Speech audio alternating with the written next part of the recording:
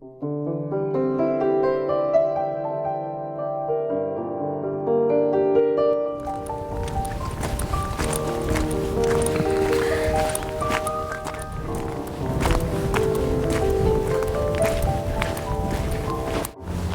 its relatively small size, I think Wales punches way beyond its weight in terms of large-scale 19th century engineering projects. And this is the largest of its kind in the whole of Europe. This wonderful structure zigzagging out into the sea between Wales and Ireland. This, of course, is the gargantuan Holyhead Breakwater. So many of our large-scale bits of engineering were really born out of political unrest and dissent, and this one is no different. Because of the Irish Rebellion in 1798, the London government decided that one of the ways that they could help to quell the so-called rebels was to invoke the Act of Union that came into being on the 1st of January 1801. For thousands of years, this sea has been a means of communication between Wales and Ireland.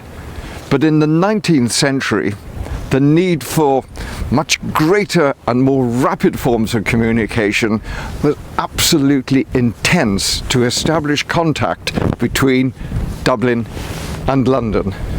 The construction of this absolutely magnificent structure, Telford's Menai Suspension Bridge, which carried the main road from London to Holyhead, well, that was a huge step forward when it opened in 1826. By that time, this place was already a long and well-established port, but with the huge increase in steam power on both land and sea, the amount of shipping here increased exponentially. But within a couple of decades came the huge expansion of railways, and on the 1st of August 1848, so the line was connected from Chester to Holyhead when this station was opened. So even on this relatively calm day in January, the wind still blows strongly, but when there are howling westerlies, this coastline can be exceedingly dangerous. So the decision was taken to build this great breakwater to provide protection for the harbouring vessels.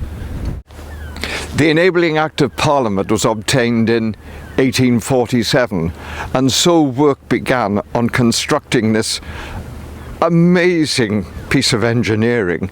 I think it's such a stunning testimony to the skill and boldness of those Victorians.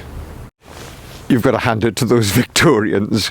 You could easily be confused and think that this is one of the Edwardian castles of North Wales, but no, not at all. It was actually part of the house, part of the gardens that was built by one of the contractors on the breakwater. The same throughout history, that any great engineering project has not been without its critics, and this was no different in any way. Some people said there wasn't even a need for a breakwater in Holyhead, and then when they were in the process of constructing the breakwater, they made changes to this Z pattern. Now one can only imagine the kind of debates that went on halfway through that contract, people talking about money, talking about engineering, etc. But it was all part and parcel of building this monumental titanic structure. It's wonderful taking a stroll along and just admiring the fact that all these blocks have been so beautifully cut. And then spotting the little detail there, these notches that are cut into the sides of the stones, that was to enable the grabs to have a fixing point so they could lift the stones into position. And you know, I've seen exactly the same notches on stones near the pyramids in Cairo.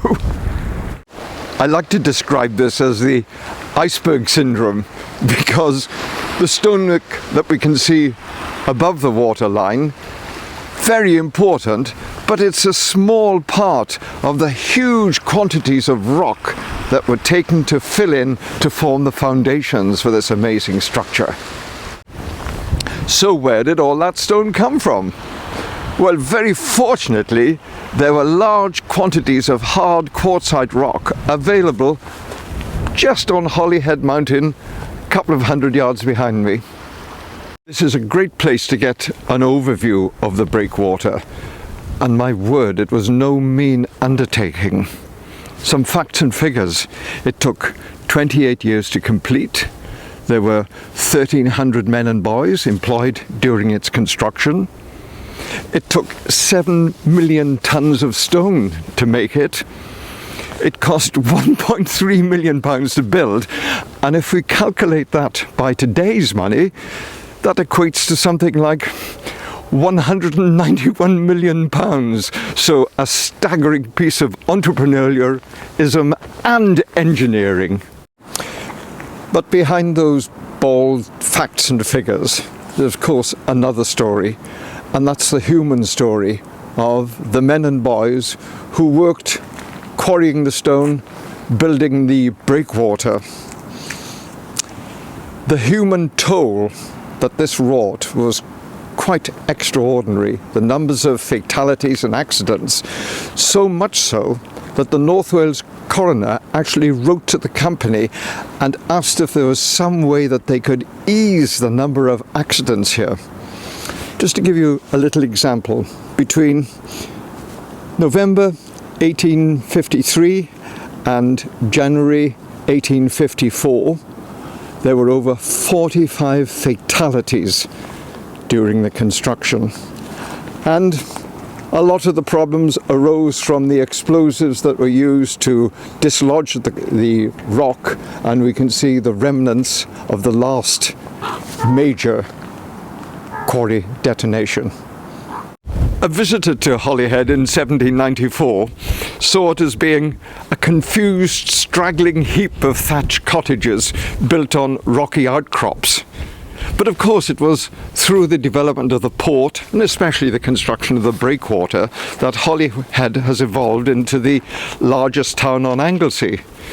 And when the quarries were active, when the breakwater was being built, the need for accommodation was desperate, and so houses were built everywhere they possibly could. Just for an example, in this street here, it was recorded that some of these 2-room down and 2-roomed up cottages had as many as 7 or 8 lodgers at various times. When the breakwater was completed, well, quarrying didn't end here, because at the end of the century, a brickworks was established, and this operated until 1967.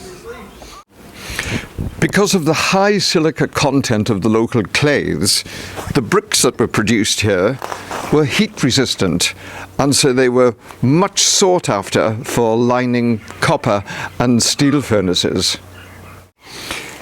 Well, if you're interested in industrial history, industrial archaeology, this is absolute heaven, because it's one of the few places where you can actually get a close insight into the involved and complex nature of manufacturing bricks.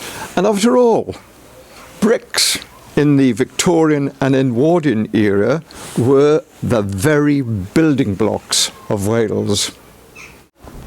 I've had the privilege of visiting many brickworks during my working life, and so I think I've gained something of a small understanding of what it was like to work loading and unloading these kilns in very, very high temperatures.